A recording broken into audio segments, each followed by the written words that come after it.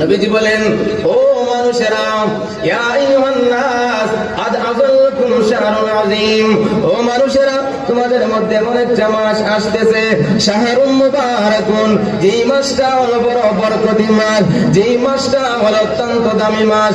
আল্লাহর নবী বলেন, ও সাহাবায়ে কেরাম, এমন একটা মাস তোমাদের মধ্যে আসতেছে, এই মাসের মধ্যে এমন একটা রাত রয়েছে, এই রাতে যদি আল্লাহর কোন বান্দা বান্দি ইবাদত বندگی করে, এক রাতে ইবাদত বندگির বিনিময়ে মহান আল্লাহ হাজার মাসের চাইতেও বেশি সওয়াব দান করবে। এমন একটা রাত্রি রয়েছে, ওই রাতকে বলা হয় লাইলাতুল কদর। এই কদর সম্পর্কে আল্লাহ বলেন, ইন্না আনজালনাহু ফি লাইলাতিল কদর ওয়া মা আদরাকা মা লাইলাতুল কদর লাইলাতুল কদর খায়রুম মিন আলফি শাহর। আল্লাহ বলেন, আমি আল্লাহ কদরের রাত্রিতে কোরআন নাযিল করেছি। আল্লাহ আবার নবীজিকে বলতেছেন, ও নবীজি, ওয়া মা আদরাকা মা লাইলাতুল কদর, নবী গো, আপনি কি জানেন লাইলাতুল কদর এটা কোন রাত্রি? আল্লাহ আবার নিজেই বলে দিয়েছেন, লাইলাতুল কদর খায়রুম মিন আলফি শাহর, এটা হলো এমন একটা রাত্রি, এই রাত্রিতে যদি কেউ ইবাদত করে হাজার মাসের চাইতেও এই রাত্রির মর্যাদা অনেক বেশি। হাজার মাসের চাইতে এক রাত্রের মর্যাদা বেশি। এই রাতটা আল্লাহ আমাদেরকে দিয়েছেন, যেই রাতটা রমজানুল মুবারকে আসতেছে। নবীজি তার ভাষণে বলতেছেন, হে আমার সাহাবায়ে কেরাম, এমন একটা মাস তোমাদের সামনে আসতেছে, এই মাসে আল্লাহ তোমাদের উপর দিনের বেলা সিয়াম সাধনা ফরজ করেছেন, রাত্রি বেলা তারাবির নামাজকে সুন্নত করেছেন। এমন একটা মাস তোমাদের সামনে আসতেছে, ও আমার সাহাবায়ে কেরাম, এই মাসটা হলো সবরের মাস। وهو شهر الصبر والصبر সওয়াবুল জান্নাহ। নবীজি বলেন, এই মাসটা হলো সবরের মাস, ধৈর্য ধারণের মাস। আল্লাহর কোন বান্দা বান্দি যদি আপনার সাথে ঝগড়া করতে চায়, আপনার উপর আক্রমণ করতে চায়, আপনি বলবেন, ভাই আমি হলাম রোজাদার, আমি রোজা রেখেছি, এইভাবে আপনি সবর অবলম্বন করবেন। নবীজি বলেন, ওহুয়া শাহরুল মুআসাদ, এই মাসটা হলো সহানুভূতির মাস। আপনাকে আল্লাহ ধন সম্পদ দিয়েছেন, ইফতারের সময় বিভিন্ন ধরনের আইটেম দিয়ে আপনি ইফতার করতে পারেন।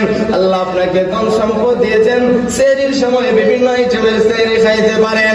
ওরে মুসলমান, আপনার পাশের বাড়ির একজন মানুষ ইফতারের সময় পানি আর খেজুর ছাড়া কিছু জুটে না, সেহরির সময় তার ভালো কোনো খাবারের ব্যবস্থা নাই। আল্লাহর নবী বলেন, এই মাসটা হলো সহানুভূতির মাস, এই মাসের মধ্যে তুমি মানুষকে ইফতার করাও, সেহরি খাওয়াও। নবীজি বলেন, তুমি যদি ইফতার করাও কি সওয়াব হবে? কেউ যদি কোনো রোজাদারকে ইফতার করায়, ওই রোজাদারের সমপরিমাণ সওয়াব আল্লাহ আপনাকে দান করবে।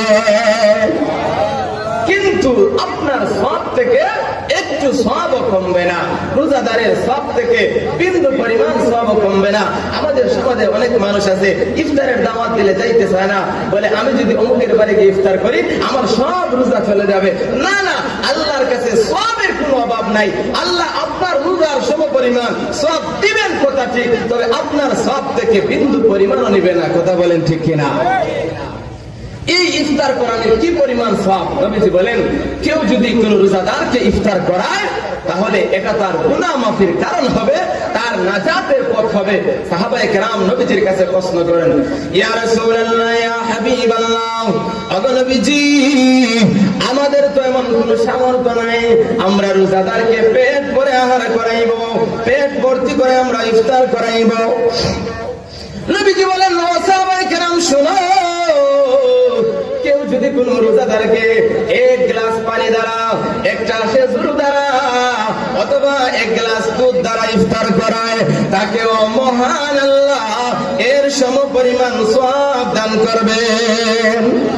ওয়ামান আশবা সাইমান সাকাহুল্লাহু মিন হাউজি শারবাতান লা ইয়াসমাউ হাত্তা ইয়াদখুলাল জান্নাহ। আল্লাহর নবী বলেন, আর যদি কেউ কোন রোজাদারকে পেট ভরে ইফতার করায়, সেহরি খাওয়ায়, মহান আল্লাহ রাব্বুল আলামিন তাকে হাউজে কাউসার থেকে এমন পানি পানি পান করাবেন।